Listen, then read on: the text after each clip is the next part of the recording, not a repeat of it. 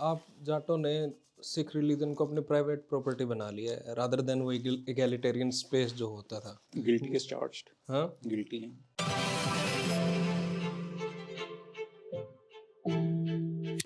पर फिर भी कास्टिज्म क्यों है सिखिज्म में अभी? घुमा फिरा के मेरी बात वही है कि जब गुरु साहब और ये सब कहते हैं कि भाई कास्टिज्म मतलब सब एक है, सब उनके गुरु के बच्चे हैं, तो फिर अलग अलग क्यों रख रखा है आपने? देखिए या ये जाति वाला एटीट्यूड और प्राउड निकलता ही नहीं है दिमाग से? देखिए ये हाँ, ये आपका आप कहना भी प्राउड सही फील है। फील करते हो जाट होने पे?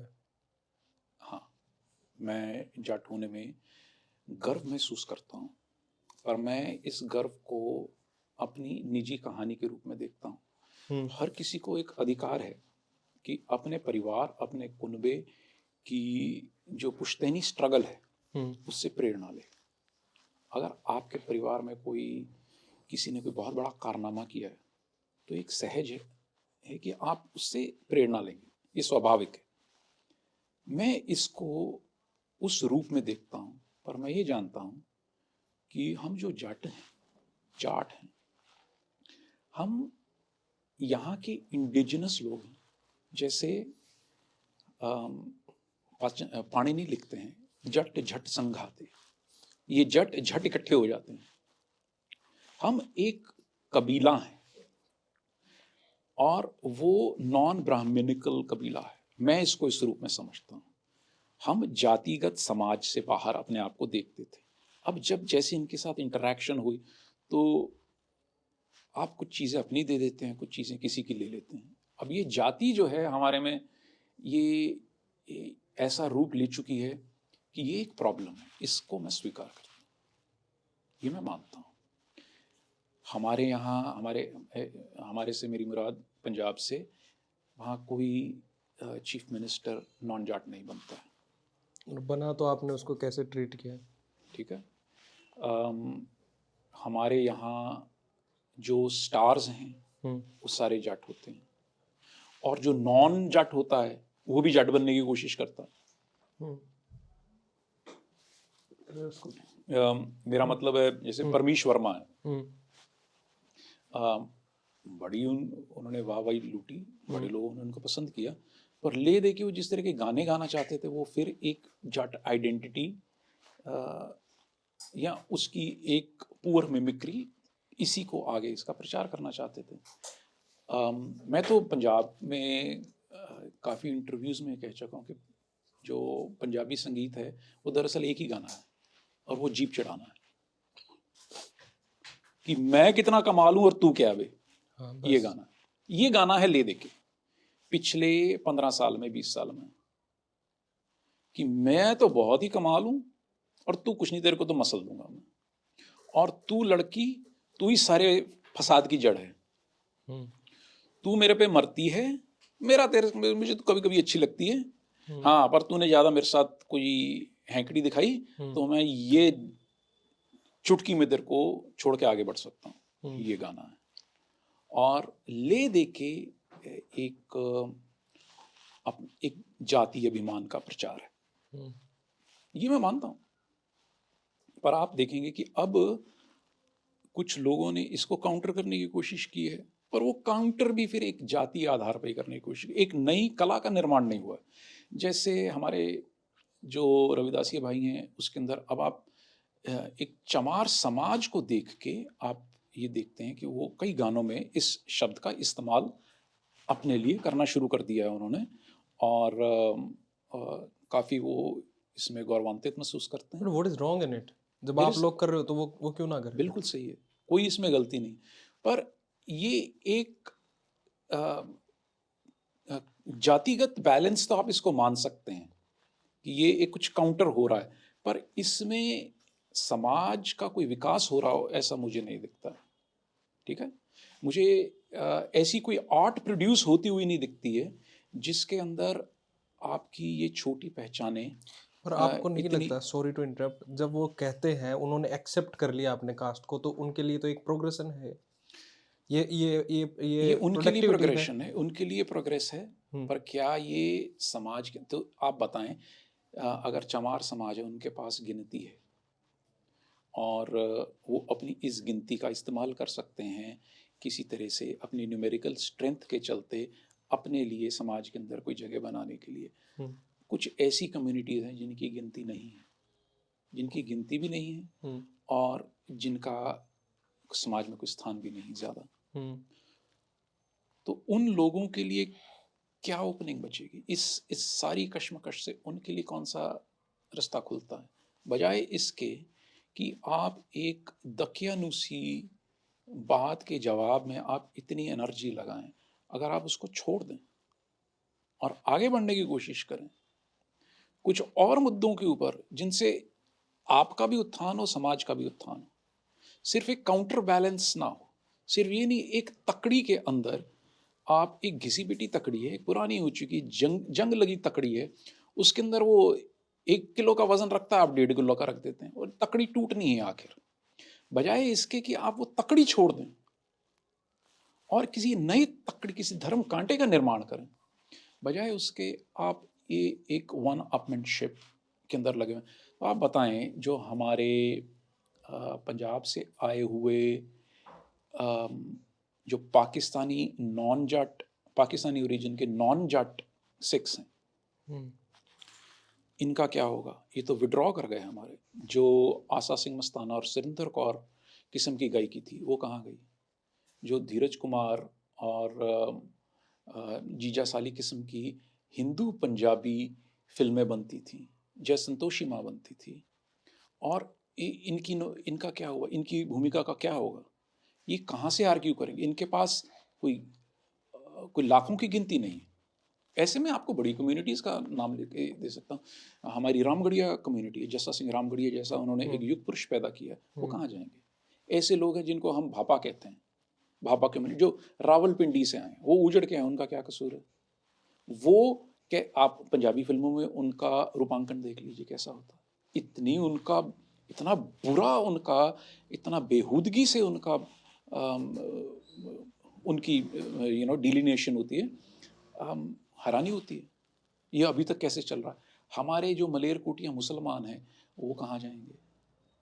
हमारे पर सर ये आप उसमें आप सबॉल्टन को सबॉल्टन के साथ आप कंपेयर करके बता रहे हो ये चीज। तो ये आप, बात तो एक घुमा फिरा के वही है ना, तो मैं वही बोल रहा हूँ वो ना कि जस्टिफाई हो रही है, वही नहीं बात नहीं है। जस्टिफाई, नहीं नहीं, जो हम्म, जिसकी आप बताएं हम्म, कि ये रामगढ़िया कम्युनिटी है जो अपने आप को हम्म, तरखान कहते हैं, इनके लिए भी जाति सूचक हम शब्द इस्तेमाल होते हुए सुनते हैं पंजाब में।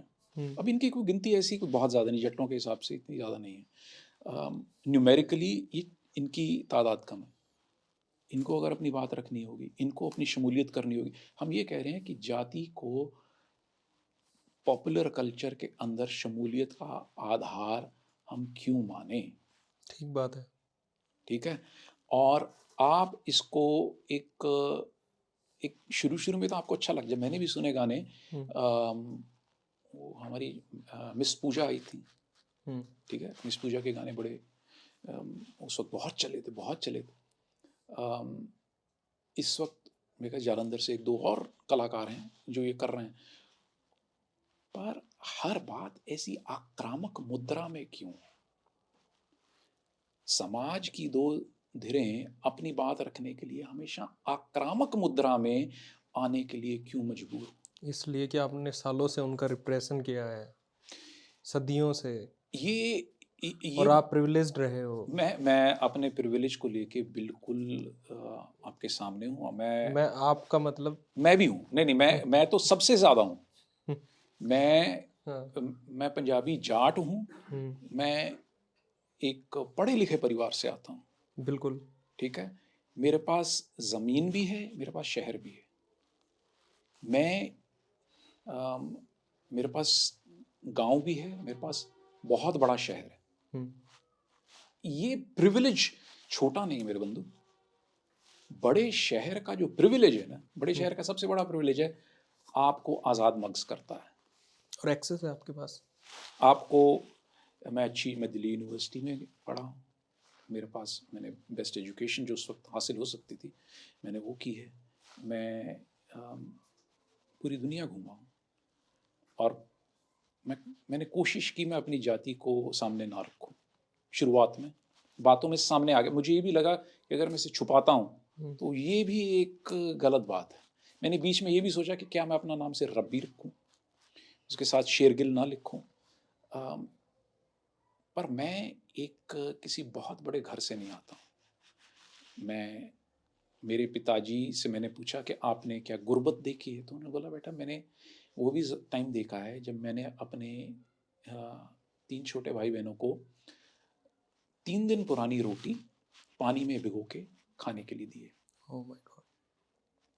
यू नो मेरे जो दादा थे वो बड़ी ऐसी एक संत वृत्ति के व्यक्ति थे। तो एक समय के बाद उन्होंने मतलब यही एक विरक्त हो गए थे और संन्यास विधिवत रूप से तो नहीं ग्रहण किया था, पर आप उनको मतलब वो घर पे रहते नहीं थे। तो उनके बेटे छोटे थे और मेरे पिताजी सबसे बड़े थे। तो मेरी दादी थी, अब वो बाहर जाके खेती नहीं कर सकती हैं, तो बहुत ही बुरा हाल भी देखा हुआ है फैमिली ने। और गांव के अंदर मतलब अब हम कहते हैं कि जाट बहुत अमीर होते हैं, पर आप गांव के अंदर अगर 80s में जाके देखते थे तो आप हमारे घर में कच्चे घर होते थे हमारे भी। हाँ, ये आर्ग्यू कर सकते हैं कि दूसरों की हालत शायद उससे भी ज़्यादा गंभीर होती होगी, पर जट्टों ने जाटों ने भी 80s 90s में खूब गरीबी देखी है। ये देश जो है ये बना था सबके लिए, इस वेल्थ की रीडिस्ट्रीब्यूशन का बना। आप कॉन्स्टिट्यूशन पढ़ते हैं तो आपको ये देखने को मिलता है। पर आप देखते हैं कि इनके सब जो दावे हैं ये आपके शहर से 20 किलोमीटर बाद दम खत्म तोड़ हो देते हैं। जाते हैं। ठीक है, हमें कहा जाता है आप इन कुरीतियों को क्यों पकड़े बैठे हैं, ये टूना टोटका, आप ये भाई भतीजावाद, इन सबको क्यों पकड़ के बैठे? क्योंकि मेरे दोस्त संविधान हमारे तक आया ही नहीं। मेरे गांव में लेट 90s के अंदर तो बिजली आई है मेरे गांव में। कोई प्राइमरी फैसिलिटी नहीं थी हेल्थ मेरे की, में भी ऐसे ही था। कोई स्कूल नहीं था। जब आपका शहर पहुंचा ही नहीं है मेरे तक, अगर हमारे घर पे कोई मर जाए तो मैं हॉस्पिटल नहीं जाता हूं, मेरा पड़ोसी मेरे पास आता है। मुझे आपके तंत्र का सहारा नहीं है, मुझे मेरे पड़ोसी का सहारा है, कुनबे का सारा है। कुनबे का सहारा है, गांव का सहारा है। तो फिर जब सहारा जिनका लेना है और लोग और दिन रात उनके साथ उनकी मदद लेनी, उनको मदद देनी है, तो फिर ऐसे माहौल में जो हमारी, जब आप किसी से कोई अच्छी चीज़ की उम्मीद करते हैं तो उस वक्त कोई फिल्टर नहीं लगा होता है, फिर कोई बुरी चीज़ भी आती है साथ। आपका संविधान नहीं पहुंचा है हमारे तक, आज तक नहीं पहुंचा है। ठीक बात है। और जो हमारी अच्छी चीज़ थी, हमारी पंचायत थी जिसके अंदर हर कोई पंचायत के सामने आके नतमस्तक होता था, अपनी बात कहता था और पंच की बात सब मानते थे। आपने वह व्यवस्था खत्म कर दी। आपने ये दो धड़ों की सियासत गांव में बिठा के, हमारे गांव में मेरे पिताजी कहते थे, मेरे पिताजी 99 में पूरे हुए, तो वो कहते थे बेटा हमारे गांव में हम सब एक साथ मिल के रहते थे, लड़ाइयाँ होती थी, पंचायत में हमारे मसले जाते थे, पंच बोलते थे, हम सुनते थे और हम कर लेते थे, उनकी बात मानते थे। ये हमारे लिए एक एक अनिवार्य तो नहीं कह सकते हैं, पर we felt obliged to do it. मेरा डिसएग्रीमेंट है वैसे आपकी इस बात से पंचायत चलो वाले। मतलब आप समझ गए होंगे क्यों है वो, हाँ क्योंकि हाँ आप पंचायत में भी तो आप चौधरी लोग ही तो थे। हाँ, बिल्कुल सही नीचे है। वाले कहाँ थे? नहीं, बिल्कुल सही है आपका कहना, पर देखिए मैं आपको एक बात ये ज़रूर कहूँगा हम्म कि आपको कहीं ना कहीं शुरुआत करनी होगी, और वो शुरुआत करेंगे आप और मैं। हम्म आप और मैं से मेरा मतलब जो अपने समाज के पढ़े लिखे लोग हैं, और आप अपने घर में भी जाके ना अपनी माँ को अगर आप उपदेश देना चाहेंगे तो उपदेश नहीं देगी, ठीक बात है। आपको तरीका भी हम्म ढूंढना पड़ेगा। हम्म आप ले दे के, जो मैं समझा, आप अपना उदाहरण ही पेश कर सकते हैं। हम्म ठीक ठीक है। आप कहते हैं, इनको कहने की बजाय मैं जरा खुद चलता हूँ इस रास्ते पे और फिर देखता हूँ कोई मेरे पीछे आता कि नहीं, कोई कारवां बनता है। क्योंकि अगर आपकी बात में आप जो उपदेश दे रहे हैं, अगर उनको इसके अंदर कोई आपका जीवन चरित्र ही नहीं दिखता है, तो वो आपकी बात हाँ, वो खत्म है फिर नहीं। बात। और आप देखेंगे कि ये पूरे हिंदुस्तान में बात लागू होती है कि अब कोई गांव से आईएएस आईपीएस नहीं बन रहे हैं। 50-60s में एक बहुत बड़ा प्रोपोर्शन गांव से आता था, अब गांव से नहीं आते हैं। अब भी आते हैं फिर वैसे तो, आप उठा के हमारे यहाँ तो देखिए। नहीं आते हैं, हमारे यहाँ आईएएस आईपीएस जाट मैं लोग आते हैं। हरियाणा में आप देखिए, आप आप almost district wise constituency wise लोग हैं।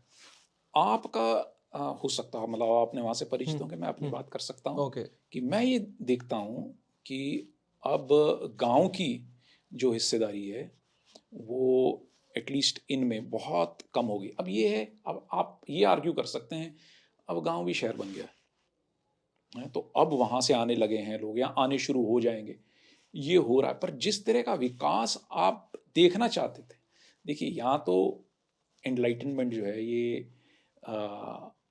जूते के जरिए आ सकती है, ठीक है। कि सरकार का भैया तो शादी तो भैया, जैसे हमारी कई खाप पंचायत करती, लठ तुम मारेंगे। दोनों बहन भाई हो गए आज से करते हैं कि नहीं हम ये, ठीक है। तो इसकी बहन लगी, बस कहानी खत्म है। या तो इस तरीके से आ सकती है, या फिर किसी एक मानवीय गंभीरता और इस एक सहानुभूति से आ सकती है कि भाई ऐसा है, ये बच्चे पढ़ते हैं स्कूल में, इकट्ठे पढ़ते हैं, या तो हम स्कूल ही ना बनाए ऐसे, या हम इनको भेजें ही ना, यहाँ पढ़ाई ना कराएं, ना कुछ ना कराएं। जब ये जाएंगे तो ये एक स्वाभाविक एक प्रक्रिया है कि दोनों एक दूसरे की तरफ होंगे। अब बनिया बनिया नहीं है, जाट जाट नहीं है, कौन सी ऐसी वो रह गई हैं? आप बताएं कौन से ऐसे कहाँ आपको जाति धर्म जो है इसकी अनिवार्यता दिखती है कि ये होना ही चाहिए, इसके बगैर हमारा कल्चर खत्म हो जाएगा, ये है ही नहीं, ठीक है। तो अब लोगों ने इसके, पंजाब के अंदर भी मैं जानता हूँ कई लोग बड़े रोशन दिमाग है, उन्होंने इसके लिए कई ऐसे, एक मेरे मित्र हैं फेसबुक पे नहीं, वैसे भी उनका जानता हूँ मैं अच्छे से, वो बठिंडा में रहे हैं और वो तमिल हैं, और एक जट सिख लड़की के साथ उनकी शादी हुई है, और उस जट सिख फैमिली के साथ वो कई साल रहे हैं बठिंडा में। अब ये आप मतलब ये खूबसूरती है अपने एक आप में। खूबसूरती है। अब इस तरह की जो, देखिए मैं तो यही कहता हूँ कि हम जो सिख हैं दरअसल और जाट सिख जो हैं, हम थोड़ा घबराते हैं। हमें लगता है कि अगर हमने अपना सिस्टम ओपन कर दिया तो एक तो हम खुर्द-बुर्द हो जाएंगे और दूसरा हमारा धर्म खुर्द-बुर्द हो जाएगा। तो मुझे लगता है ये छोटी सी हमारी एक उद्दंडता है। मुझे लगता है कि जो धर्म गुरु नानक ने चलाया और जो गुरु गोबिंद सिंह ने चलाया, जिन्होंने 5 अलग अलग जातियाँ, जिनके अंदर से ज़्यादातर छोटी जातियाँ थीं, उनसे 5 प्यारे बनाए, तो हमें लगता है हमें थोड़ा सा भरोसा दिखाना चाहिए गुरु की समझ पे। बिल्कुल ठीक बात। ठीक है। और हमें सिस्टम ओपन करना चाहिए। बंदा बहादुर ने करने की कोशिश की, बंदा बहादुर की जो जीत हुई वो शायद इसी कारण हुई क्योंकि सिस्टम बहुत ओपन था। उनकी फौज के अंदर जो लोग शामिल हुए, और दूसरी बात ये कि हम जाट जो हैं, हम ऊंची जाति तो नहीं थे कभी, वो तो नहीं थे, ठीक है? बात है। आप मोहम्मद बिन कासिम का जब आप रिकॉर्ड देखते हैं तो सिंध के अंदर जाटों को शूद्र कहते थे। राजस्थान में अभी भी है। ठीक है, राजस्थान में आप घोड़ी पे नहीं चढ़ सकते हैं, ठीक है, राजपूत नहीं चंडे देते हैं। तो मुझे लगता है कि अपने इतिहास के ऊपर थोड़ा सा नज़र डालनी चाहिए और गुरु नानक का वचन याद करना चाहिए, जात का गर्व न कर मूर्ख गवारा, इस गर्व ते चलत बहुत विकारा। वो कहते हैं इसी गर्व के कारण अनंत विकार शुरू हो जाते हैं, यू नो। सो भाई लालो के घर भाई लालो की हक न्याय की जो रोटी है उसको याद रखना चाहिए, ओके। और धन्ना जाट को याद रखना चाहिए, सैन को याद रखना चाहिए, सदना को याद रखना चाहिए। कितनों के नाम ले, रविदास, हाय हाय हाय, रविदास को याद रखना चाहिए, कबीर को याद रखना चाहिए। हम जब नतमस्तक होते हैं अपने गुरु ग्रंथ साहब के सामने, हम इन सब पीरों फकीरों के सामने नतमस्तक होते हैं, यू नो। हम मुसलमानों के आगे नतमस्तक होते हैं, हम धन्ना जाट के सामने नतमस्तक होते हैं, हम सैन नाई के सामने नतमस्तक होते हैं, हम सदना कसाई के सामने नतमस्तक होते हैं। तो जो फिर मैंने आपसे कहा कि मुझे ऐसा लगता है कि इस देश की जो लास्ट अपडेशन है, आपके हर सॉफ्टवेयर के, आप आईफोन को अगर चलाना चाहते हैं तो उसके साथ आपको पीरियोडिकली आपको अपडेट करना पड़ेगा, एंड्रॉयड को और जल्दी करना पड़ेगा। इसी तरह से हमारी सभ्यताओं को अपडेट किया गया है बारंबार, इवोल्यूशन। ठीक है। और अगर आप उस अपडेट को निगेट करेंगे तो फिर आपका सिस्टम वैसे नहीं चल सकता है जैसी आपको उम्मीद है। मुझे नहीं लगता है कि हम एक जातिगत समाज, एक धर्म विशेष को मुख्य रख के भारत जो है वो 21वीं सदी के अंदर कोई अपनी जो ऐसे तरक्कीशील जो देश हैं इनकी पहली कतार में खड़ा हो सकता है। उस जब तक आप सिस्टम ओपन नहीं करेंगे, आप, और हम देख रहे हैं कि सिस्टम ओपन नहीं हो रहा है, कहते हैं हो रहा है, कहते हैं कि किया जा रहा है, पर आप देखते हैं कि मुसलमानों के ऊपर अत्याचार बढ़ा है, आप देखते हैं दलितों के ऊपर अत्याचार बढ़ा है, आप देखते हैं कि जब कोई दूसरे धर्म का कोई ऐसी बात करने की कोशिश करता है जो किसी इस वक्त के राजनीतिक वृत्तांत से थोड़ा सा मेल नहीं खाती है, तो उनको अदरिंग की जाती है तुरंत। तो ये सारी चीज़ें इस बात की ओर इशारा करती हैं कि हमारा जो राष्ट्र है ये, इसको देश की भावनाएं समझनी चाहिए।